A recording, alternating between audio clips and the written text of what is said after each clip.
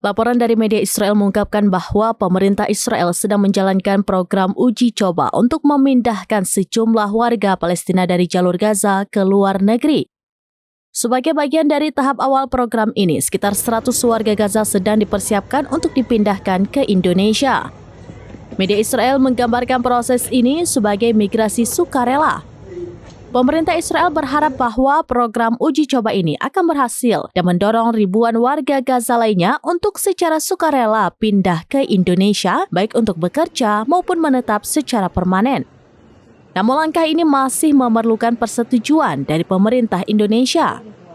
Rencana pemindahan warga Gaza ini merupakan bagian dari upaya yang lebih luas yang didukung oleh Amerika Serikat. Pada awal tahun ini, Presiden Amerika Serikat Donald Trump menyatakan keinginannya untuk memindahkan warga Palestina dari Gaza ke luar negeri dengan tujuan mengubah wilayah tersebut menjadi pusat ekonomi baru di Timur Tengah.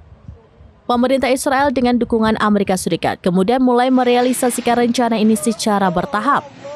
Menteri Keuangan Israel Bezalel Smotrich mengkonfirmasi bahwa pemerintah Israel sedang mempersiapkan pembentukan badan imigrasi khusus di bawah Kementerian Pertahanan untuk menangani proses pemindahan ini.